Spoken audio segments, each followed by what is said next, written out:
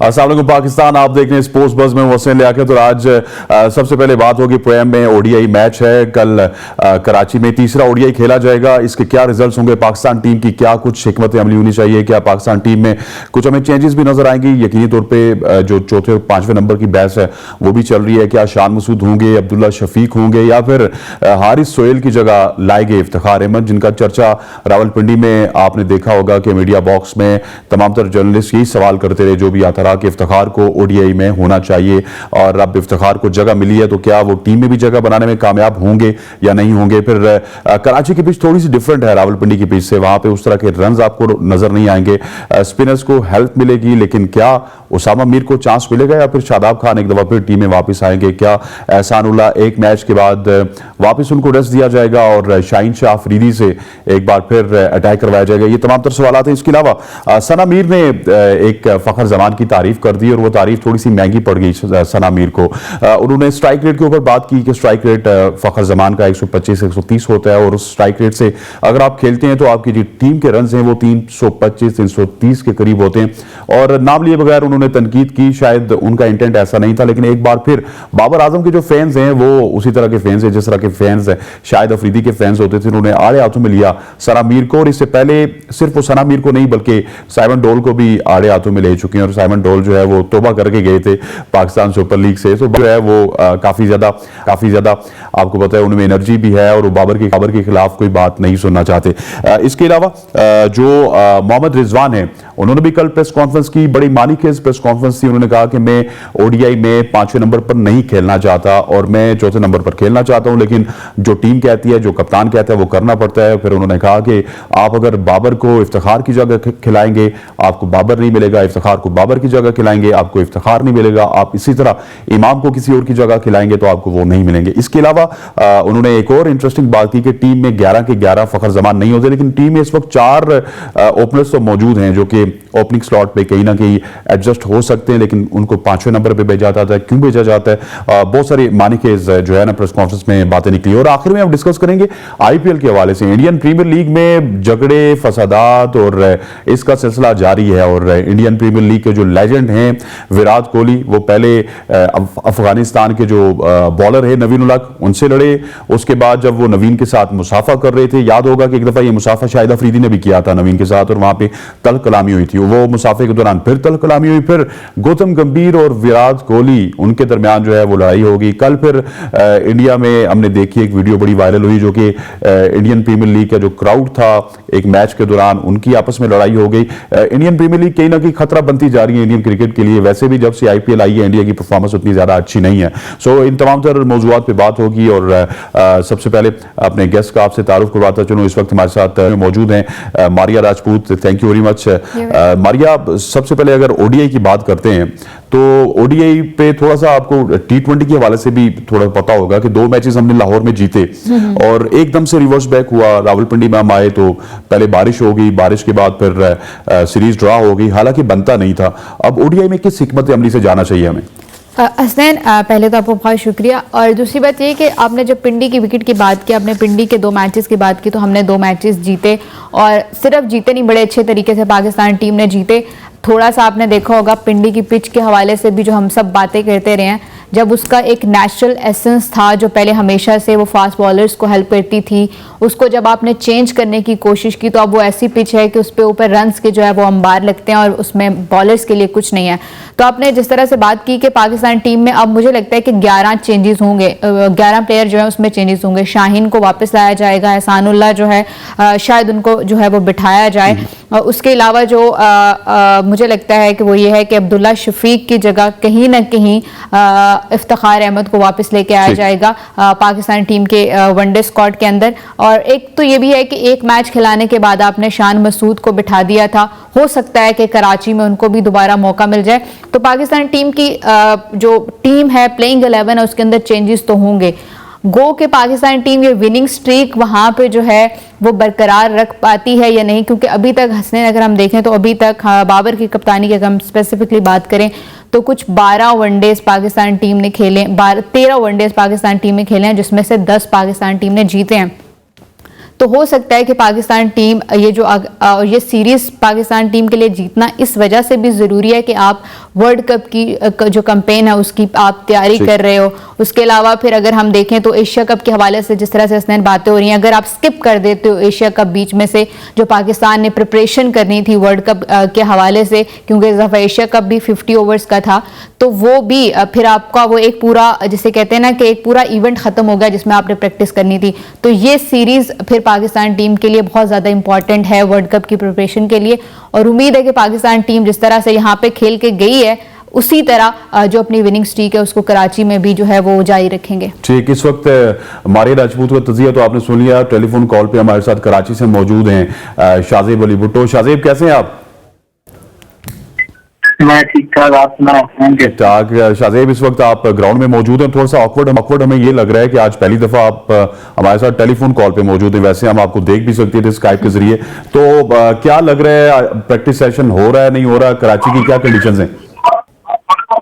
देखिए, मैं भी चाह रहा था कि मैं आपके साथ वीडियो कॉल पे होता, मैं कुछ बनाकर भी आपको दिखाता, लेकिन कुछ तकनीकी मसाइल है। यहाँ पर प्रैक्टिस सब जारी है पाकिस्तान टीम की। पहले पाकिस्तान टीम ने आकर यहाँ पर फील्डिंग सेशन किया, कल तो 2.25 घंटे का एक लंबा फील्डिंग सेशन हुआ था, मुस्लिम ट्रीज की थी, और फिर आखिर में आधा 1 घंटा जो है वो बैटिंग और बॉलिंग की प्रैक्टिस की गई थी। लेकिन आज पाकिस्तान ने शुरू में खुदा में 40 मिनट यहाँ पर फील्डिंग ड्रिल्स की, और न्यूजीलैंड की टीम जो यहाँ पर मौजूद है वो फुटबॉल खेल रहे थे। सब दोनों का मैच सेशन जारी है, और जमान इस वक्त बैटिंग पर मौजूद है और स्पिनर्स का वो सामना कर रहे हैं, और वकील जूनियर भी यहाँ पर बॉल करवा रहे हैं फास्ट बॉलर्स में, और आका सलमान हो गए, सतार अहमद हो गए, शादाब खान, उसामा मीर यहाँ पर बॉलिंग कर रहे हैं, और इसके पीछे एक नेट है, वहाँ पर मोहम्मद रिजवान इस वक्त बैटिंग कर रहे हैं। तो भरपूर इस वक्त सेशन जारी है, और ये अब मुझे मैदान में शाहीन शाह अफरीदी भी नजर आ रहा है, वार्म अप हो रहे हैं, और वो भी गालिबन नेट पे फखर जमान को बॉल करने जा रहे हैं।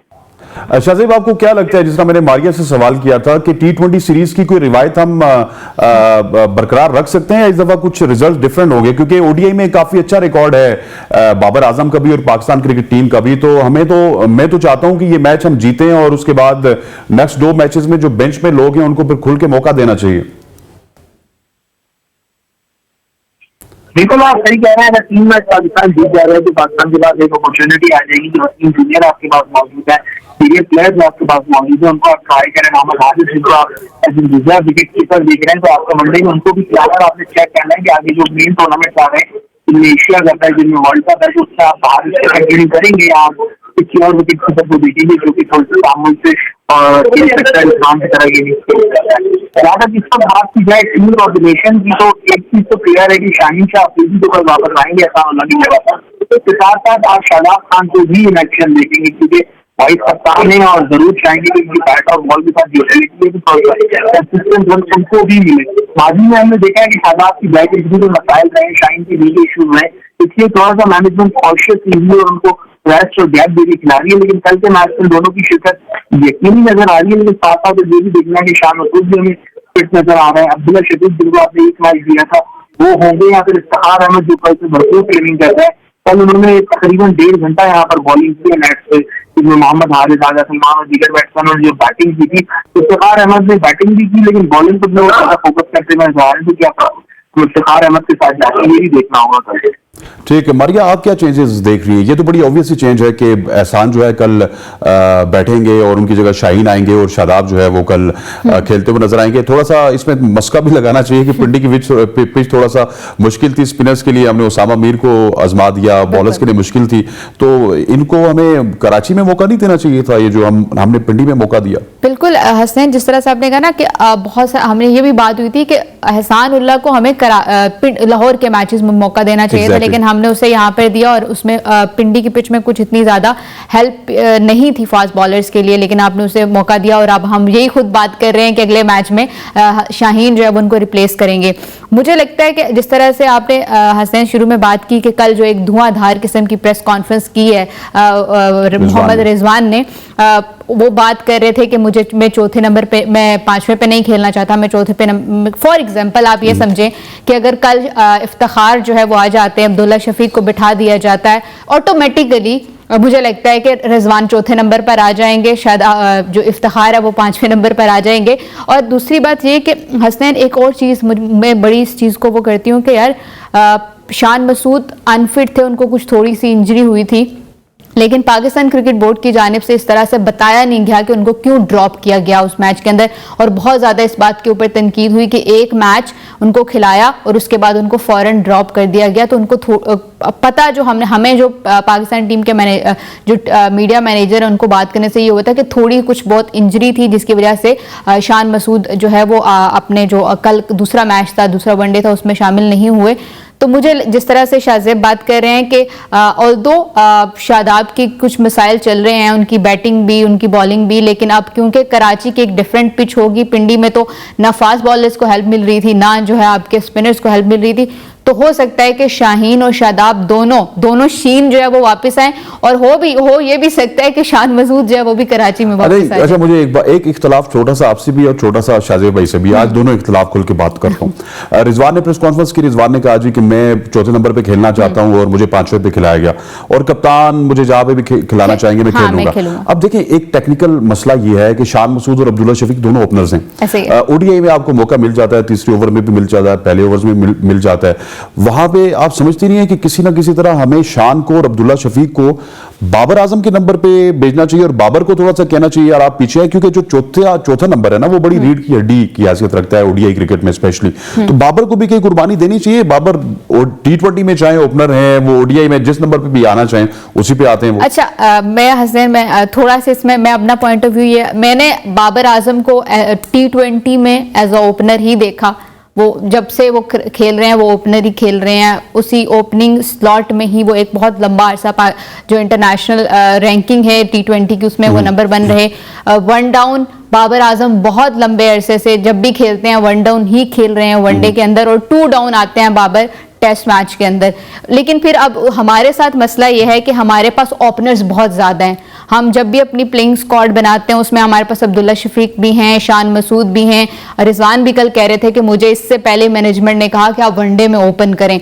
रिजवान भी हमारे पास मौजूद हैं। उसके बाद बाबर आजम कहीं ना कहीं अगर आप कहें तो वो भी ओपनिंग कर लेते हैं। फ़खर जमान है, इमाम है, आबिद अली अब चूंकि थोड़ा सा उनको आपने उनको हेल्थ की वजह से वो साइड पे हैं, लेकिन माशाल्लाह इस वक्त पाकिस्तान जो क्रिकेट है ना वो ओपनर्स के हवाले से काफ़ी ज़्यादा खुद कफील है। तो मैं और उसके अलावा फिर हम ओपनर्स की स्लॉट्स हमारे पास फिल हैं, 1 डाउन पे बाबर हैं, फिर नीचे हमारे पास जो है ना फिर वो जगह इतनी खाली बचती है कि हमें समझ नहीं आता कि हम किसको कहाँ पे खिलाएं। तो हम उन्हीं ओपनर्स को उन्हीं नंबर्स के ऊपर वो जो है वो सेट कर देते हैं कि आपने यहाँ पे खेलना है। आपने बिल्कुल सही बात की, मैं डिसएग्री करूंगी कि मैं कहती हूँ कि बाबर को 3rd नंबर पे खेलना। अच्छा शाहजेब भाई, मारिया तो डिसएग्री कर रही है, लेकिन ये एक तो सवाल ये भी करता चलूं आपको कि क्या बाबर का नंबर छेड़ना चाहिए या नहीं। दूसरा एक आपसे गिला भी ये है, जिस तरह मारिया से आपने शिकायत की कि ये बाबर के हवाले से बहुत ज्यादा उनको सपोर्ट करती हैं और ये अभी भी नहीं चाह रही कि उसका नंबर चेंज हो। तो आपसे, क्योंकि हम ट्विटर पे ट्रेंड्स देखते रहते हैं, तो जब शान मसूद आउट हुए ना तो उसके बाद बड़े सीनियर लोग जिनका ताल्लुक कराची से था वो ये कहना स्टार्ट हो गए कि बेसिकली शान पे तनकीद इस वजह से होती है कि वो कराची से। हालांकि मैं इस बात पे आज भी एग्री करता हूं कि शान के ऊपर तनकीद नहीं करनी चाहिए, इस वजह से कि उनको 4-5 मैच तो दे देना। आप 4-5 मैच देंगे तो उसके बाद जो है वो उनके ऊपर तनकीद करें, लेकिन फिर भी एक हल्का ये समझते हैं यार कि वो कराची से इस वजह से तनकीद होती है। इसके ऊपर आपका क्या पॉइंट ऑफ व्यू है? देखिए, मैं इस बात को कम्प्लीटली चेंज कर देता हूँ और मैं ये बताता हूँ कि शान की तनकीद पहले नहीं हुई थी। शान की तनकीद तब हुई जब उनको कराची की न्यूजीलैंड के खिलाफ 3 मैचों के लिए वाइस कैप्टन बनाया गया फ्रॉम नोवेयर।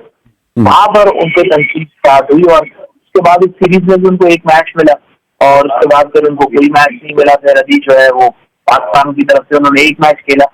तो मेरा सिर्फ ये कहना है कि अगर आप एक लड़के को सेलेक्ट करते हैं ना तो कम से कम उसको 4 या 5 मैचेस दें और आप डिसाइड कर लीजिए कि उसको आपने टीम के साथ रखना है या नहीं रखना। 1 मैच की बेसिस पे आप कंसीड करके अगर उसको बाहर निकाल देंगे तो फिर ये होगा कि वो स्क्वाड में भी रहेगा और आपको पता भी नहीं चलेगा, ना आपको ये क्लैरिटी मिलेगी कि वो आगे आपके प्लान्स में है या नहीं है। बड़ा अनफॉर्चुनेट सिनेरियो था कि शान को भी फिंगर इंजरी थी और इस बात का जिक्र बाबर आजम ने 2nd मैच से टॉस पे किया था। उन्होंने कहा था कि शान को फिंगर इंजरी है इसलिए हम उनको नहीं खिला रहे। तो आप अब्दुल्ला शफीक को ले आए। तो मेरा ओपिनियन तो अब्दुल्ला शफीक के बारे में भी यही है, आप अब्दुल्ला को खिला रहे हैं तो कम से कम अब्दुल्ला को 3 या 4 मैच तो दो ताकि आपको पता तो चले कि आगे आपने इनके साथ कैरी फॉरवर्ड करना है नहीं करना। 1-1, 2-2 मैचेस की बेसिस पे अगर आप इनको टीम में रखेंगे फिर उनको निकालेंगे तो फिर आप इनको स्क्वाड से कैसे निकालेंगे। तो ये फायर के हवाले से भी तो यही बात होती है, कामरान गुलाम के हवाले से भी यही बात होती है। अभी जैसे मारिया ने कहा कि बड़ा अनफॉर्चुनेट सिनेरियो कि हमारे पास ओपनर्स इतने आ गए थे कि 2 मिडिल ऑर्डर बैट्समैन आपको जनवरी में सिलेक्ट किए थे, इनको आपने बगैर प्लेयर बाहर कर दिया। तो मसला वहीं से होता है कि अगर आप प्लेयर को ला रहे हैं तो यहाँ पे उसको अलग चांसेस दें, अगर आप उनको अलग चांसेस नहीं दे रहे तो फिर आप डिसाइड कर लेंगे किस नंबर पे आपके कौन से प्लेयर्स हैं, ताकि आगे आपको ये कंफ्यूजन ना हो। इस वक्त हम क्या कर रहे हैं, हम इस वक्त किस ट्रैक पे जा रहे हैं कि चाहे ओपनर हो या मिडिल ऑर्डर का बैट्समैन हो, हमारे लिए मैटर नहीं करता। हमारे लिए ये मैटर करता है कि जो इस वक्त इन्फॉर्म है और जो इस वक्त बेस्ट प्लेयर है वो खेलेगा पाकिस्तान टीम में, तो फिर उसको आपको थोड़ी बहुत पोजीशन एडजस्ट करनी पड़ सकती है। जिस तरीके से मोहम्मद रिजवान ने प्रेस कॉन्फ्रेंस की तो उन्होंने एक बात कही और मैं तो उसको ये कहूंगा कि वो सब कुछ कह दिया। बाद में उन्होंने कहा कि मुझे किसी से गिला भी नहीं, लेकिन चलिए ठीक है, वो उनकी एक राइट है, सीनियर प्लेयर है और अगर वो पिछले 10 साल से 15 साल से जहाँ भी खेलते हैं वो वनडे क्रिकेट में नंबर 4 पर खेलते हैं तो अपनी राय का इजहार कर सकते हैं, वो बिल्कुल ठीक बात है। लेकिन बात ये ना कि ये बातें जो है आपने मैनेजमेंट के साथ करनी है, आपने वहां पर बैठकर करनी है, इधर आप मीडिया में बातें ना करें। अजय भाई एक मैं आपसे सवाल करूंगा, क्योंकि आपकी बात सुनी भी जाती है ट्विटर पे भी, सोशल मीडिया पे भी, थोड़ा सा इस फैक्टर को हमें डिस्करेज नहीं करना चाहिए कि कोई प्लेयर है अगर परफॉर्म नहीं कर रहा तो फिर एक लेट सपोज कराची का कोई प्लेयर परफॉर्म नहीं कर रहा तो कराची से हमें आवाजें सुनना स्टार्ट हो जाती है जी कि कराची का है, फिर लाहौर से कोई परफॉर्म नहीं करता तो जी इस पे तनकीद इस वजह से हो रही है कि ये लाहौर का है। इस चीज को थोड़ा सा डिस्करेज करना चाहिए हम जैसे लोगों को, स्पेशली जिनकी बात सुनी जाती है। देखिए मैं तो आपको अभी इसलिए यही बताया ना, जैसे आपने पहले शान मसूद की बात की तो मैंने आपको यही बोला, मैंने कराची फैक्टर को आप साइड में रखिए, उसका मसला अलग था। कि पहले जब वो 3 टेस्ट मैचेस खेला था ना, 3 टेस्ट मैचेस में वो किस तरीके से ऑकवर्ड तरीके से आउट हो रहा था, वहां पर इतनी तनकीद देगी जितनी तनकीद उनको जब वाइस कप्तान बनाया गया उसके बाद ही। और अब तो मैं आपको ये बता रहा हूँ कि शान मसूद चैनल की टीम ये बात कन्वे भी कर दी है कि अगर टेंशन में नहीं हो ना मुझे आप वाइस कप्तान बनाए, क्योंकि मेरी तो टीम में जगह नहीं बन रही। अब जो है वो शायद कंटेंशन से ही बाहर आ गए, ये चीजें वहीं से क्रिएट होती है। इस तरीके से मैंने कल आपको बोला ना कि रिजवान ने वहाँ पे जो स्टेटमेंट दिया वो अगर मैनेजमेंट के साथ बात करते हैं, क्योंकि यहाँ पे पॉइंट ऑफ डिस्कशन चाहिए और अगर आप पॉइंट ऑफ डिस्कशन दे देते हैं तो उसके बाद जो आपको नजर आता है उसको प्रोग्राम भी होते हैं, उसको रूल्स भी होती है, उसको बहस भी होता है, तो ऐसी बातें ना ही की जाए तो बेहतर है। एग्जैक्टली, एग्रीड शाहजेब भाई, बिल्कुल सही पॉइंट ऑफ व्यू आपका। शाहजेब भाई हमारे साथ रहिएगा, मारिया भी हमारे साथ मौजूद है और यहाँ पर वक्त हुआ जाता है एक छोटी सी ब्रेक के बाद वापस आते हैं तो डिस्कशन को कंटिन्यू रखते हैं। स्टे विद अस।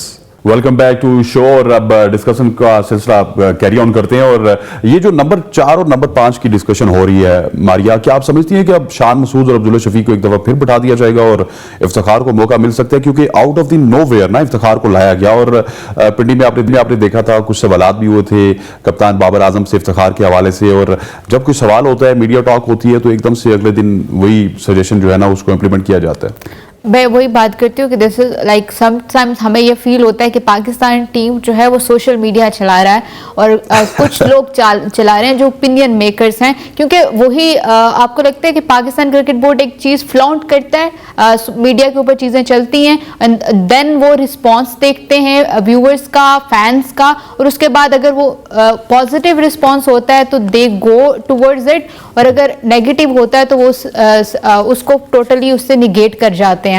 तो इफ्तिखार जिस तरह से आपने बात की, हसनैन और शाहजेब भी बात करें, इस वक्त हमें जो चीज़ सबसे ज़्यादा इम्पोर्टेंट है ना वो हमने अपना प्लेइंग 11 बनानी है, किसी भी तरह बनानी है। हमने वर्ल्ड कप खेलने जाना है और वर्ल्ड कप खेलने के लिए हमें हमारी सारी स्लॉट्स पता होनी चाहिए कि कौन सा कहाँ पे खेला। फॉर एग्जांपल अगर हम कह रहे हैं कि रिजवान जो है वो 4थे नंबर पर खेलना चाहते हैं, रिजवान 4थे नंबर पर हैं, बट एक और रिप्लेसमेंट भी हमें चाहिए 4थे नंबर पे कि वो वहाँ पे खेले, क्योंकि हर नंबर पे हमें एक रिप्लेसमेंट तो चाहिए होगी, क्योंकि आपने जब इंडिया खेलने के लिए जाना है तो वहाँ पे सारी स्पिन स्पोर्टिंग विकेट्स भी बनती हैं, दूसरी भी बनती हैं, तो आपका जो स्क्वाड है, और इस दफ़ा और आपको ये भी पता है कि इंडिया भी आपके ग्रुप में होगा, तो कहीं ना कहीं वो अपनी जिसे कहते हैं कि स्ट्रेंथ्स को ज़्यादा यूज़ करेंगे। और अनफॉर्चुनेटली इस वक्त पाकिस्तान टीम के प्लेयर्स, इवन बाबर की मैं बात करूं तो वो भी एक प्लेयर है जिसके ऊपर हम सारे बात करते हैं कि बाबर के आउट होने की वजह किसी को मतलब नहीं इतना ज़्यादा पता है कि बाबर कैसे आउट होते हैं, उनकी वीकनेस इस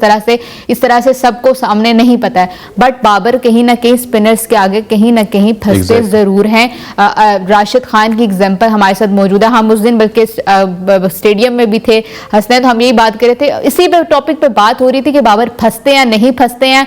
बाबर ने उसी टाइम की बॉल पे वो आउट हुए हैं, तो वो एक चीज है। तो हमें अब इस चीज से कि अब जिस तरह से शाहजेब ने कहा कि अगर आपने शान मसूद को खिलाया, एक मैच में बिठाया था, ही वॉज इंजर्ड, उनकी फिंगर में कुछ मसला था, बट आप उसको कंटिन्यू करो क्योंकि आपने अपनी टीम बनानी है और आपके पास ये 3 मैचेस हैं। और खुदा ना खास्ता अगर एशिया कप नहीं होता है तो फिर हम क्या करेंगे, हम फिर किस तरह से अपनी टीम की प्रिपरेशन करेंगे, और फिर हम अपनी एक टूर्नामेंट हमें कराना पड़ेगा, हमें अपने प्लेयर्स चेक करने पड़ेंगे, जो भी करना पड़ेगा।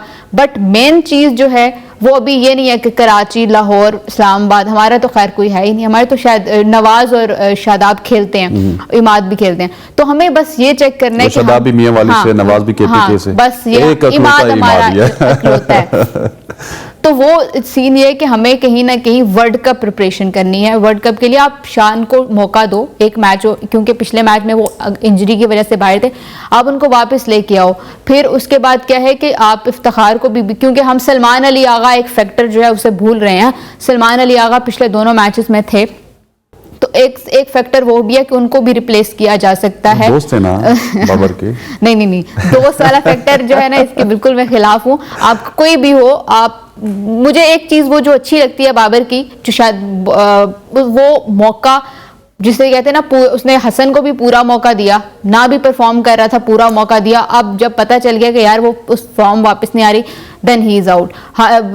मोहम्मद आसिफ को भी पूरे, आसिफ अली को भी पूरे मौके मिले, खुशदिल शाह को भी पूरे मौके मिले, लेकिन जो आप जिन जो आपके प्लेयर्स, मुझे थोड़ा दुख ये होता है कि आप कामरान गुलाम और ये लोग जो हैं जो परफॉर्म करते हैं डोमेस्टिक में, वो आपकी टीम के साथ अगर सऊद शकील इंजरी की वजह से बाहर हुए थे, ये फिर मैं वो एक बात करूंगी कि वो उनका एक ऑपरेशन हुआ था, उसकी वजह से जो है वो उस एक सीरीज से ड्रॉप हुआ और उसके बाद अब नो वेयर। तो सऊद शकील जिसके बारे में बहुत सारे हम लोग बात करते हैं, ही कैन लाइक वो पाकिस्तान का फ्यूचर है, तो उसको भी वापस आना चाहिए। But right now we have to prepare for world cup, तो हमें उसके लिए ठीक है। शाहजेब ये बताइएगा कि जिस तरह हमने जिक्र किया शान का, अब्दुल्ला का, इफ्तिखार का, किसको खिलाना चाहिए, लेकिन थोड़ा सा ऑनेस्टली अगर बात की जाए तो उसके बाद भी अगर आप अपने लोअर ऑर्डर को देखें तो उसमें भी कोई इतना ज्यादा हमें इस्तेहकाम नजर नहीं आ रहा, कोई ऐसा प्लेयर हमें नजर नहीं आ रहा कि जो वन मैन आर्मी का किरदार अदा कर सके। किसी दिन नवाज चल जाएगा, किसी दिन शादाब चल जाएगा,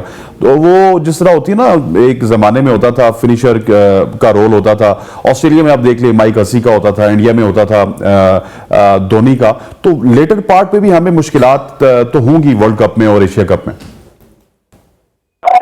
देखिए, ज्यादा आप प्लेयर की बात कर रहे हैं ना, सबसे बड़े प्लेयर का आप लोग भूल गए, हारिस राव भी इस्लामाबाद से। अच्छा गुड वन।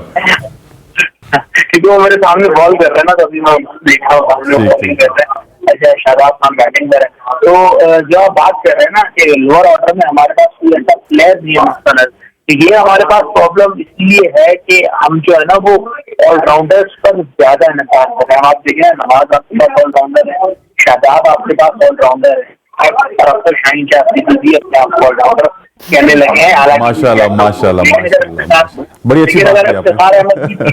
इफ्तिखार अहमद भी टीम में आ जाते हैं, वो भी ऑलराउंडर, आगा सलमान भी ऑलराउंडर है। मतलब ये कि एक टीम में आप 2 ऑलराउंडर्स को रख सकते हैं, लेकिन आपने बहुत सारे प्लेयर्स ऐसे रख दिए कि जिनको अगर बिट्स एंड पीसेस कहा जाए तो इससे कोई गलत नहीं होगा। ठीक है, मसला ये कि शादाब खान आपकी वो प्लेयर नहीं है कि नीचे अगर आपको कोई 25 बॉलों में 50 रन चाहिए होगी तो शादाब आके आपको मैच निकाल देंगे। शादाब आपका स्पिन का बेहतरीन प्लेयर है। शादाब वो प्लेयर है जिसको आप मिडिल में भेजेंगे, नंबर 5 पर, नंबर 6 पर, वो इनिंग्स बिल्ड करेगा, अपना टाइम लेगा, 30-35 बॉल है, उसके बाद उसको कैपिटलाइज करेगा। जहां उसको बॉल मिलेगा वो शॉट निकालेगा, जहां उसको सिग्नल मिलेगा वो सिग्नल निकालेगा, उसका वो गेम है। मोहम्मद नवाज का ये गेम है कि वो सर्कल को अच्छा यूटिलाइज कर लेता है, उसको अगर आप भेजेंगे तो वो चिप इन कर लेता है। अक्सर आपने देखा होगा गैप्स में फील्डर जो होता है अच्छी बॉल मारता है, लेकिन अभी भी आपके पास एक एक्स फैक्टर प्लेयर नहीं है जो माजी में अब्दुल रज़ाक नजर आते थे, यहाँ में जो है वो अजहर महमूद नजर आते थे, शाहिद अफरीदी नजर आते थे। भारत की टीम में सब हमें हार्दिक पांड्या, रवींद्र जडेजा नजर आ रहे हैं, ऑस्ट्रेलिया की टीम में सब कैमरन ग्रीन हमें नजर आ रहे हैं, तो उस तरीके ग्लैन मैक्सवेल नजर आ रहे हैं। तो उस तरीके का कोई प्लेयर आपके पास अनफॉर्चुनेटली है नहीं। इफ्तिखार को लाने की एक वजह यही थी कि आप इफ्तिखार से वो प्लेयर तलाश कर रहे थे कि अगर आपने नंबर 6 पर इफ्तिखार को स्लॉट किया या नंबर 5 पर इफ्तिखार को स्लॉट किया तो इफ्तिखार के अंदर ये एबिलिटी है कि आईडी, और अगर वो 20-25 बॉलर सर्वाइव कर जाते हैं तो उसके बाद वो फास्ट बॉलिंग के लिए एंड में क्लीन हिटिंग कर सकते हैं। अब जो मसला आ रहा है वो यही आ रहा है ना लेकिन मैं समझता हूँ कि आगा सलमान को अगर आप खिला रहे हैं तो सरकार का कॉम्पिटिशन उनके साथ बनता है नंबर 6 की स्पॉट पर। ये सरकार भी ऑफ स्पिन करते हैं, इस वक्त सामने बॉलिंग कर भी रहे हैं, वो तो ऑफ स्पिन वो भी करते हैं और फिर वो बैटिंग भी करते हैं। लेकिन आगा सलमान जो है वो अच्छे डिसेंट प्लेयर है, टेस्ट में उन्होंने शो किया, वनडे में भी एक आध इनिंग्स खेली है, लेकिन बिल्कुल उस तरीके से वो नहीं खेल सकते जिस तरीके से इफ्तिखार जो करते हैं। इफ्तिखार कर सकते हैं। अच्छा शाहजेब, इस डिस्कशन को थोड़ा सा सम अप करते हैं, क्लोज भी करते हैं, तो हमें ये बताइएगा कि कराची जो है ना वहां की पिच कैसी होगी। डेफिनेटली हमें पता है कि कराची में पिच स्पिनर्स को जो है ज्यादा सपोर्ट करती हैं। इस दफा किस तरह की विकेट बनेगी और इसके अलावा क्राउड जो है वो कराची में आएगा, क्योंकि कराची में हमने अक्सर देखा है कि क्राउड थोड़ा सा मायूस कर देता है। उसकी रीजन भी हमें पता है कि ग्राउंड बहुत दूर है शहर से, लेकिन इस दफा क्या कोई प्रिपरेशन की है पीसीबी ने? ग्राउंड शहर के बिल्कुल अंदर है, मतलब ये ग्राउंड से ना व्यू बहुत दूर है। क्राउड की यार इतनी एक्सपेक्टेशन नहीं, मैं भी सेकंड इनिंग्स में आपको नजर आ जाए 40-50% ग्राउंड, लेकिन दिन में जिस तरीके की गर्मी है, कल भी बहुत ज्यादा गर्मी थी, हालांकि शाम के वक्त में यहाँ पर बारिश हुई थी, लेकिन आज भी बहुत तेज गर्मी है। तो पहले इनिंग्स में तो शायद मुश्किल है आपको क्राउड इतना नजर आए, लेकिन ये अच्छी मैचेस हैं भी वर्किंग डे में, लेकिन सेकंड इनिंग्स में ये है कि आपको क्राउड नजर आ सकता है। यहाँ पे टिकट की प्राइस भी इतनी ज्यादा नहीं रखी गई। जहां तक आप बात करें पिच की, तो कल भी यहाँ पर बात हुई थी, मोहम्मद नवाज और मोहम्मद रिजवान यहाँ पर आए थे, और उसके बाद फिर थोड़ी बहुत और भी ऑफिशियल से बात हुई, यहाँ पर कोचिज से भी यहाँ पर बात हुई।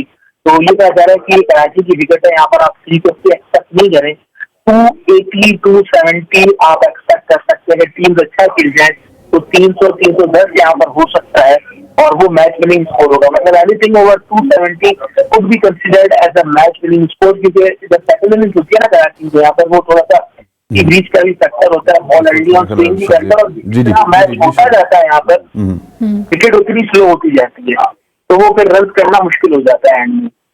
ठीक हो गया। मारिया विकेट के हवाले से तो ये बता चुके, अब थोड़ा सा डिस्कशन को कैरी ऑन करते हैं टुवर्ड्स अनदर टॉपिक जो कि आजकल हॉट टॉपिक है। सना मीर ने कोई तारीफ कर दी फखर जमान की, उन्होंने कहा कि फखर जमान अच्छे प्लेयर हैं और टीम के लिए खेलते हैं, 125-130 के स्ट्राइक रेट से खेलते हैं, और उसके बाद उन पे तनकीद का सिलसिला स्टार्ट हो चुका। और हालांकि उन्होंने अपनी पूरी उस कन्वर्सेशन में कहीं भी बाबर आजम का नाम नहीं लिया, तो ये बाबर आजम के फैंस जो है वो बड़े जज्बाती हो जाते हैं, इसकी क्या रीजन है? अच्छा हसनैन, मैंने वो सना मीर वाला जो जिसे कहते हैं ना क्लिप, अच्छा लकीली कहें या अनलकीली कहें, मैंने 3-4 दफा ना ट्विटर पे वो खोलने की कोशिश की, मैं सुन रही थी आधा, तो वो बीच में नेट यहाँ पे मसला करता है, फिर मैं कहती यार बाद में सुनूंगी, तो मैंने पूरी तरह सुना नहीं, बट जो उसके ऊपर रिमार्क्स बहुत सारे लोगों के आ रहे हैं, मैंने यही सुना है कि उन्होंने बाबर आजम का नाम नहीं लिया, बल्कि कल अपने पीटीवी पे वो शो पे बैठी हुई थी, उन्होंने वहां पे उसकी पूरी क्लैरिफिकेशन भी दी है कि वो ही didn't mean to hurt anyone, और वो बाबर आजम के बारे में बात नहीं कर रही थी। लेकिन मसला क्या है कि हम Babar Azam fans like they are very sensitive about like strike rate term जहां पे भी आएगी ना, तो कहीं पे भी कुछ होगा ना तो वो डायरेक्ट जाएगा कि बाबर का उन्होंने नाम स्ट्राइक रेट रखा हुआ अपने नजदीक। क्रिटिसिज्म जो है ना वो बाबर आजम, मतलब उन्होंने ये मैं थोड़ा सा जो सुना था लाइक कि उन्होंने इतने स्कोर किए हैं 300 का, अगर आप चेज करने जा रहे हैं तो इट वाज नॉट कि वो 100 के स्ट्राइक रेट से करे, वो 130 पे कर रहे हैं या कुछ ऐसा कर रहे हैं। तो ये वाली जो वो है ना जहां पे भी आप स्ट्राइक रेट की बात करते हो, क्योंकि आपने स्ट्राइक रेट को बहुत ज्यादा हवा बनाया है बाबर आजम को लेकर स्पेसिफिकली, हम किसी और के बारे में बात नहीं करते हैं, बट हम स्पेसिफिकली अगर बाबर आजम की बात होती है तो वो हम बहुत सारे लोग अगर तनकीद करते हैं तो वो स्ट्राइक रेट पे करते हैं, ऑल्दो वो वनडे पे नहीं होती, वो T20 पे होती है, बट कहीं ना कहीं जब स्ट्राइक रेट आ गया तो मतलब ये है कि आप you are hitting on Babar Azam. Shahzeb, ये बाबर के हवाले से ना अब बात करना थोड़ा सा महाल भी होता जा रहा है, और मैं समझता हूँ कि किसी जमाने में ना इसी तरह अफरीदी के हवाले से बात जब करते थे तो लोगों को मुंह की खानी पड़ती थी, फिर वकार वसीम, कहीं ना कहीं बाबर भी जो है ना अपने कदम जमा चुके हैं नई जनरेशन में, क्योंकि अब बात नहीं करने देती जो उनकी फैन फॉलोइंग है उनके खिलाफ। पहले के जमाने में ना ट्विटर और सोशल मीडिया ऐसा होता नहीं था, तो पहले के जमाने में जो अखबार में लिख दिया जाता था तो बोल दिया जाता था वही होता था। उसके बाद रात को यार दोस्त बैठते थे तो आपस में डिस्कशन होती थी या फैमिली ड्राइंग में डिस्कशन होती थी। बात यही है किसी के आपसे सोशल मीडिया है, किसी के आपसे फोन है, जिसका जो ओपिनियन है वो सामने आ जाता है। मैंने भी सना मीर का वो इंटरव्यू देखा था तो उन्होंने पोस्ट मैच में बात की थी, उन्होंने कोई भी बात नहीं की, लेकिन उसके बाद जो उस पर तनकीद हुई ना, क्रिटिसिज्म हुआ, तो कल मजबूरन उनको पीटीवी में बैठकर वो चीज क्लैरिफाई करनी पड़ी। और कल जो सना मीर ने बात कही ना बिल्कुल सही है कि आपका जो कॉम्बिनेशन बनता है ना टीम में, वो ऐसे प्लेयर्स को मिक्स करके बनता है कि जो एक साइड से अपना इम्पैक्ट क्रिएट करें, पावर हिटिंग करें या फिर रन रेट को आगे बढ़ाएं, और दूसरी साइड से आप ऐसा प्लेयर चाहिए जो इनिंग्स को बिल्ड करें और इनिंग्स को संभालें। तो ये दोनों का कॉम्बिनेशन मिलके ही आपका वो कॉम्बिनेशन बनता है जो कि मैच विनिंग कॉम्बिनेशन होता है। अगर दोनों साइड से आप रिस्क लेना स्टार्ट कर देंगे तो वो भी टीम के लिए ठीक नहीं है, और जो दोनों साइड से अगर आप इनिंग्स को एंकर करना स्टार्ट कर देंगे तो वो भी टीम के लिए ठीक नहीं है। तो ये मिक्स एंड मैच कॉम्बिनेशन होता है जिससे आपको सक्सेस फॉर्मूला मिलता है। ठीक है, शाहजेब का तो पॉइंट ऑफ व्यू आ गया, बड़ी अच्छी बात इन्होंने की कि इस तरह का नहीं होता, लेकिन ये जो रवायत है ना इसको खत्म होना चाहिए, क्योंकि सना मीर ने भी पाकिस्तान को सर्व किया, वो साबिक कप्तान भी रही हमारी, और चले सना मीर का तो फिर बर्दाश्त हो जाता है। आपको पता है जो इंस्टाग्राम पे साइमन डोल को गालियां पड़ी थी, मतलब हम कुछ हुदूद और क़यूद भी एज ए फैन ना भूल जाते हैं। बिल्कुल ऐसे। अच्छा, आप बात कहते हैं ऐसे बाबर आजम नहीं, बाबर आजम के अलावा भी कुछ फैन बेसेस ऐसी हैं, मैं अगर नाम लेना चाहूँ तो अहमद शहजाद के फैंस हैं, देन शुएब मलिक के फैंस हैं, उमर अकमल के फैंस उस तरह से नहीं है, बट मैंने लास्ट टाइम जब एशिया वर्ल्ड कप के लिए अभी जो वर्ल्ड कप के लिए जब शुएब मलिक का नाम नहीं आया था तो वहाँ पे जो उनके फैंस थे शुएब मलिक के, वो they were like literally they were praying कि पाकिस्तान हार जाए सारे मैचेस क्योंकि शुएब मलिक को नहीं खिलाया। मतलब इस तरह से भी है। सैफी भाई का वो है, they are very loyal, Sarfaraz Ahmed के जितने भी फैंस हैं दे आर वेरी लॉयल, तो वो भी कहीं ना कहीं मतलब हर्ट हो जाता है बंदा। सरफराज खुद भी तो लॉयल है ना। बिल्कुल। और दूसरी बात ये कि मुझे ये लगता है कि आपके ना बाबर आजम एक इम्पैक्ट प्लेयर है, ये बाबर आजम को किसी को प्रूव करने की जरूरत नहीं है, ये इज, बट वो कहीं ना क्या उसको कहते हैं कि आप स्ट्राइक रेट, तो strike rate is directly proportional to Babar Azam in these days. ठीक हो गया। मारिया हमारे साथ मौजूद है। शाहजेब भाई बहुत बहुत शुक्रिया, आपने अपना कीमती वक्त हमें दिया, आप स्टेडियम मौजूद है, हमें इस चीज का अंदाजा है कि आप बहुत सारी चीजें कवर कर रहे होंगे, आपका बहुत शुक्रिया। प्रोग्राम में वक्त हुआ चाहता है छोटी सी ब्रेक का, stay with us. Welcome back to sports buzz. अब मारिया राजपूत से डिस्कशन का सिलसिला जारी रहेगा, और मारिया बहुत सारी गॉसिप्स हैं जिन पे आपसे डिस्कशन करनी है। और सबसे पहले सलीम मलिक, जो कि आपको याद होगा कि एक वर्ल्ड कप में बाबर आजम के ऊपर बरस गए थे, लेकिन अब सलीम मलिक ने कल एक निजी टीवी चैनल में गपशप करते हुए उन्होंने कहा कि बाबर आजम को वक्त देना चाहिए, और बाबर आजम को कप्तानी जो है वो दिन में एक ही रात में नहीं आ जाती है, इस तरह के वर्ड्स उन्होंने यूज किए। तो सलीम मलिक की ये स्टेटमेंट आई थिंक काफी हौसला अफजा लगेगी आपको। बिल्कुल हसनैन, बिल्कुल हौसला अफजा है, बट एक चीज़ जो मुझे लगती है कि हमने विराट कोहली की हम बहुत ज़्यादा एग्जांपल्स देते हैं that he is a great captain, और उसने जो है वो इंडिया को बहुत ज़्यादा फतूहात दिलाई हैं, ये ब्ला ब्ला ब्ला, बट जब विराट कोहली आए थे तो उनके पास टीम में MS धोनी मौजूद थे जो उन्हें हेल्प कर रहे थे, बट धोनी थे, इवन सचिन थे, बहुत सारे प्लेयर्स थे, उनके अंडर वो ग्रूम हुए हैं। अगर बेसिकली बात करें तो हमारे बहुत सारे लोग हम ये कहते हैं कि he is a great captain, okay fine, but हम जब ये कहते हैं कि बाबर आजम ने अपने 4 साल के कैरियर में पाकिस्तान को कोई इवेंट नहीं जितवाया, विराट कोहली ने जितवाया है, RCB को भी नहीं जिताया है ना, 10 साल वो RCB के कैप्टन रहे हैं। अब हटा दिया है, हाँ, शायद साया इनका खत्म हुआ है। लेकिन वो यही बात है कि आप बाबर और हमारे जो एक्स क्रिकेटर्स हैं ना, मुझे ये लगता है कि जो सीनियर्स भी हैं, चाहे वो शुएब मलिक हों या जो भी हों, वो अगर बाबर आजम के ऊपर अगर कोई तनकीद करनी है, जितने भी एक्स क्रिकेटर्स हैं, अगर वो ट्विटर पे आकर ट्वीट करने से बेहतर हो कि वो बाबर को एक कॉल कर लें और उसे बताएं कि यार तुम यहाँ पे गलती कर रहे हो, तो that is more feasible than talking about someone on Twitter. तो मुझे ये लगता है, और जब आपने बाबर को कप्तान बनाया था, आपने इस वक्त पाकिस्तान टीम में सैफी भाई थे, सैफी भाई को आपने हटा के उनको बनाया था, तो डेफिनेटली पाकिस्तान की हिस्ट्री है जब एक कप्तान को हटाया जाता है। बाबर भी तो सैफी भाई जैसे लेजेंड के साथ खेला, but he was not that, उसके पास वो वाइस कैप्टन नहीं था, उसके पास बहुत ज्यादा सीनियर, बहुत ज्यादा लोग मौजूद थे, आउट ऑफ नोवेयर वो आया था, और फिर सैफी भाई को ड्रॉप कर दिया गया, और फिर बाबर आजम तो बहुत हुई है ना, मैं मानती हूँ बिल्कुल, सैफी भाई के साथ बड़ा लेजेंड आपका चैंपियंस ट्रॉफी उसे जितवाई, और साइड पे भी, और उसको तो 12th मैन बना के पानी पिलवाते रहे। हसनैन, उनकी ज़र्फ की बात करती हूँ सैफी भाई की, कि आज तक वो बंदा किसी चैनल पे आके नहीं बोला है, वो अपने आप को, वो किसी के प्रेशर से टीम में वापस नहीं आया था। Exactly. वो परफॉर्म करता है, उसको जो क्रिकेट मिलती है वो क्रिकेट खेलता है और उसके बाद वो टीम में वापस आया था। दैट्स हाउ एक बंदा जो है एक good cricketer should be. Because हमारे बहुत सारे क्रिकेटर्स हैं वो कहते हैं हम अपने बेडरूम में बैठे रहें, बाबर आजम के ऊपर तनकीद करें, टीम मैनेजमेंट पे तनकीद करें एंड देन हमें वहां से डायरेक्ट पाकिस्तान टीम का रास्ता मिल जाए, तो ऐसा नहीं होता है। तो हमारे बहुत सारे सीनियर क्रिकेटर्स हैं, नाम अगर मैं नहीं लेना सलीम मलिक साहब ने एक और कहा जी कि कप्तान जो है वो रातों रात नहीं बनता, लेकिन मारिया थोड़ा टाइम तो ज्यादा हो गया बाबर आजम को, कहीं ना कहीं हमें कमी तो नजर आती है बाबर आजम में, उनके डिसीजंस में। आपने T20 लास्ट देखा होगा जिस तरह, और उसके पहले आपने देखा होगा शाहीन शाह अफरीदी को किस तरह ऊपर भेजते, तो कहीं ना कहीं वो गलती भी जरूर करते हैं, मौका भी जरूर देते हैं कि मुझे हसनैन वो क्या करते हैं कि 2 मैचेस में अच्छी करेंगे ना, एग्जैक्टली तीसरे मैच में इतना उल्ट कर देते हैं, ऐसा होगा ब्लेंडर कि आप कहोगे यार बाबर आजम ने ये कर दिया। अच्छा उसमें ये सीन है हसनैन, आपको याद होगा बाबर आजम जब आए थे तो तब पाकिस्तान टीम के हेड कोच भी और चीफ सेलेक्टर भी मिसबाह उल हक थे। तो उन दिनों में Misbah ul Haq being a great captain, उन दिनों में बाबर आजम की कप्तानी में थोड़ा बहुत निखार आया था। Then there is a regime change in Pakistan cricket board.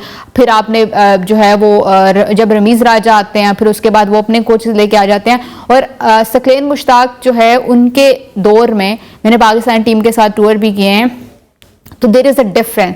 वो पाकिस्तान टीम को, या वो बजाय इसके कि वो एक फादर फिगर पोर्ट्रे करते पाकिस्तान टीम के साथ, वो उनको कुछ वो कहते हैं इंस्ट्रक्शंस दें या कुछ करें, ही यूज्ड टू लाइक कि वो बाबर आजम के पीछे छुपते थे कि बाबर आजम के बारे में वो कर दिया और वो पीछे छुप गए वो कहीं ना कहीं, और वो उस तरह से आपके पास एक टीम प्लान नहीं आता, plan A, plan B, plan C वो होता है। लेकिन जब मैंने ऑस्ट्रेलिया में जाके देखा, जब हेड एंड टीम को ज्वाइन करते हैं, there is a completely different environment होता है। तो वो है कि आपके पास एक कोचिंग स्टाफ भी ऐसा होना चाहिए अच्छा, जो आपके कप्तान को प्रूफ भी करे। आपने देखा होगा पेशावर ज़ल्मी में टीम को इतनी स्ट्रांग नहीं थी, पेशावर ज़ल्मी की सारे यंगस्टर्स थे, बट कोचिंग स्टाफ में जब आपके पास मोहम्मद अकरम बैठे थे, सैमी बैठे थे, तो there was a different Babar Azam. Exactly. अच्छा दूसरी तरफ आते हैं रिजवान की प्रेस कॉन्फ्रेंस की तरफ आते हैं, और रिजवान ने कल काफी ज्यादा कह भी दिया कुछ वैसे। उन्होंने कहा मैं 5वें पे नहीं खेलना चाहता, मैं 4थे पे खेलना चाहता हूँ, लेकिन टीम जो भी कहती है, कप्तान जो भी कहता है उस पर खेलना पड़ता है। मतलब इस तरह की साफ सुथरी बातें हमें बहुत कम देखने को मिलती है किसी क्रिकेटर की जानिब से। बिल्कुल ऐसा ही है। हमारे यहाँ जो साफ सुथरी बातें करता है ना, फिर वो कहीं ना कहीं जिसे कहते हैं ना शिकंजे में भी आ जाता है। आपने देखा, लेकिन he is a performer, he is performer, बिल्कुल ऐसा ही है। बट वो जिसे कहते हैं ना, आप जिस तरह से आपने बात की कि एक बात थी कि मैं नहीं खेलना चाहता, I am not happy at number 5, but जो कप्तान और कोच का फैसला है, I am all available to that. But फिर हमारे पास 2 आ जाते हैं ना, वो क्या उसे कहती हूँ मैं, एजेंडा ड्रिवन माफिया 2 आ जाते हैं। एक साइड पे लोगों ने सिर्फ फर्स्ट स्टेटमेंट दी, बाबर आजम का बेस्ट फ्रेंड बाबर आजम से नाराज, मैं 4थे नंबर पे 5वें नंबर पे नहीं खेलना चाहता, end of story. That wasn't full news. फिर एक स्टोरी है जो बहुत से सीनियर लोगों ने दी कि उसमें वो भी बात कर रहा है कि मैं जो है वो जो कप्तान और कोच कहें, एंड उनका आखिरी फैसला तो उनका होता है। सो मुझे ये लगता है कि ये बातें ड्रेसिंग रूम में होनी चाहिए, लेकिन उनको भी लगा होगा ना कि आजकल हमारा जो क्रिकेट बोर्ड है, हमारी मैनेजमेंट है, वो सोशल मीडिया डिसाइड करता है। तो मैं बजाय इसके कि बाबर आजम के कमरे में जाके बात करूं, मैं यहाँ पे बात कर देता हूँ ज्यादा। लेकिन एक तरफ से वो मानी खेज इस वजह से भी था कि जिस तरह टीम मैनेजमेंट चाहती है, कप्तान चाहता है तो मैं नंबर तब्दील कर लेता हूं, तो वो कहीं ना कहीं बाबर को फिर हेट कर रहा था ना कि वो बाबर जो है अपने नंबरों से नहीं हिल रहा, लेकिन रिजवान जो है ना वो कुर्बानी दे रहा है। अच्छा चलते हैं आईपीएल की जानिब। आईपीएल में ना आजकल बहुत ज्यादा खराबी हो रही है। पिछले दिनों तमाशाई आपस में लड़ पड़े और सही हल्ला गुल्ला हुआ, और अब जो है विराट कोहली और गौतम गंभीर उनके दरमियान झगड़ा हुआ। उससे पहले फिर नवीन उल हक के दरमियान हुआ। ये वीडियो भी इस वक्त चल रही है तमाशाइयों के हवाले से। सो ये क्या हो रहा है आईपीएल, क्या अटेंशन ग्रैब करने के लिए ये चीजें हो रही हैं आईपीएल में, या क्या कुछ हो रहा है कि आईपीएल पहले देखे ना इतनी ज्यादा आईपीएल डिस्कस नहीं होती थी पूरी दुनिया में भी, पाकिस्तान में भी, लेकिन अब आईपीएल जो है वो डिस्कस होना स्टार्ट हो चुकी है इन इवेंट्स की वजह से। बिल्कुल हसनैन, मैं अगर अपनी बात करूं तो मैं फॉलो नहीं करती हूं। मैंने आईपीएल वो पहले सीजन में जब पाकिस्तानी प्लेयर्स खेले तो उसके बाद से मैंने आईपीएल को फॉलो ही नहीं किया। लेकिन ये कल का जो इंसिडेंस था मैंने देखा, और फिर मैंने उसके अपने 2-3 लोगों दोस्तों से पूछा कि यार इसके पीछे क्या वो है, तो उन्होंने कहा पिछला मैच जो है वो विराट की टीम उनसे हारी थी, तो उसमें गौतम गंभीर ने कुछ ऐसा रिएक्शन दिया था, तो इस मैच में जो है वो विराट कोहली ने वापस रिएक्शन किया तो वो लड़ाई हो गई। और उसके बाद नवीनुल हक के साथ वो आपने वो जूते वाला एक्शन भी देखा होगा विराट कोहली का। उसके बाद फिर इंस्टाग्राम पे उन्होंने ये कहा कि बिल्कुल जो रिस्पेक्ट देते हैं मैं उनकी रिस्पेक्ट भी करता हूँ, क्रिकेट जेंटलमैन गेम है, बट अगर आप हमें ये कहोगे कि आप हमारे जूते के नीचे हैं तो फिर हम बर्दाश्त नहीं करेंगे, या आप मेरे डायरेक्टली मुझे हिट नहीं कर रहे हो बल्कि मेरे लोगों को भी हिट कर रहे हो, तो रिस्पेक्ट दो और रिस्पेक्ट लो। अच्छा। लेकिन नवीन का आपको पता है लड़ाई उनकी हमेशा रही है, हर लीग में रही है। ठीक, न्यूजीलैंड प्लेयर्स जो है ना वो वहां पे उनको चांस नहीं मिल रहा, उनका बोर्ड कह रहा है जी कि हमारे प्लेयर्स को इस वजह से हमने भेजा था कि वर्ल्ड कप की तैयारी हो। डेविन कॉनवे खेल रहे हैं, वो बेहतरीन खेल रहे हैं। इसके अलावा आई थिंक ट्रेंट बोल्ट खेले, लेकिन he is not in central contract. Team Saudi जैसे बंदे को, ब्रेसफेल को और इस तरह के प्लेयर्स को बिल्कुल मौका नहीं दे रही। 3-3 मैचेस खेले हैं और उनके जो बैट्समैन है आई थिंक फिलिप हैं और 1-2 बैट्समैन और हैं, उनको तो एक मैच मिला है। तो न्यूजीलैंड को तो महंगा पड़ गया, ना खुदाई मिला, ना विसाले सनम, ना इधर के रहे ना उधर के रहे। इंडिया भी गए लेकिन अब पाकिस्तान में भी प्रैक्टिस करने के काबिल नहीं रही। एग्जैक्ट नहीं, अगर इधर ही आ जाते ना कंडीशंस तो सेम थी ऐसे। बेसिकली तो उनका एम ये था कि पैसे भी मिल जाएंगे और प्रैक्टिस भी हो जाएगी। बिल्कुल। और विलियमसन को आपने इंजर्ड कर दिया, अब वो वर्ल्ड कप में भी नहीं होंगे, कितना बड़ा नाम, बहुत बड़ा नुकसान है उनके लिए। और इंडियन प्रीमियर लीग में मुझे लगता है बहुत सारे प्लेयर्स को जिसे कहते हैं ना मौका नहीं मिलता है, बिठा के रखते हैं। चाहे वो जब विलियमसन और वार्नर एक टीम के अंदर थे तो विलियमसन को मैंने पिछले सीजन में शायद था कि 5-6 मैचेस वो बैठे थे। और मतलब अगर फॉर एग्जांपल पाकिस्तान के प्लेयर्स खेल रहे हूँ, बाबर अगर 5 मैचेस वो बिठा दें तो यहाँ पे जो है ना अजाब आ जाएगा, यार हमारा प्लेयर लेके गए हैं और आप उसे जो है बेंच पे बिठा रहे हैं। तो न्यूजीलैंड वालों का सोचना तो ये इंडिया जो है ये क्या कर रहा है? मुझे तो लग रहा है कि इंडियन प्रीमियर लीग जिस तरह अभी क्रिकेटर जा रहे हैं वो तो वर्ल्ड कप की कैंपेन देख के जा रहे हैं, लेकिन ये बड़ा हिट करेगी आईपीएल को, क्योंकि नेक्स्ट टाइम पर क्रिकेटर्स थोड़ा सा ध्यान से ही जाएंगे यार कि इज्जत आपको जो है ना ज्यादा प्यारी है इंस्टेड ऑफ पैसा। बिल्कुल ऐसा ही है। और अब देखना हसनैन, बहुत सारे प्लेयर्स उनके इंजर्ड भी हो रहे हैं, उन्होंने चैंपियनशिप के टेस्ट चैंपियनशिप का फाइनल भी खेलना है, तो बहुत सारे इंडियन प्लेयर्स जो है वो इंजर्ड भी हो रहे हैं। और आप 1-2 महीने का पूरा गैप लेके आप एक T20 क्रिकेट खेलोगे, देन आपने फौरन जाके फिर टेस्ट क्रिकेट खेलनी है, तो मुझे लगता है कि कहीं ना कहीं वहां पे उनकी परफॉर्मेंस को वहां पे भी वो डेंट डालने वाली है। ठीक हो गया। और आज एक पिक्चर बड़ी उसमें जो है ना धुआंधार किस्म की है और वो पिक्चर देखने के लायक है। नेपाल की टीम जो है वो पहुंच चुकी है एशिया कप में। जिस एशिया कप की बात करेंगे, देखिए मारिया आप भी देखिए कि बड़ी जबरदस्त जो है ना ये आप देख सकती है छतरियों समेत जो है वो ग्राउंड में रहे और तकरीबन मारिया ये कुछ सिलसिला घंटों तक चलता रहा। मैच रुका रहा बारिश की वजह से, लेकिन नेपाल में जो क्रिकेट का क्रेज है, मैं समझता हूं कि इंडिया पाकिस्तान को उन्होंने पीछे छोड़ दिया। बिल्कुल।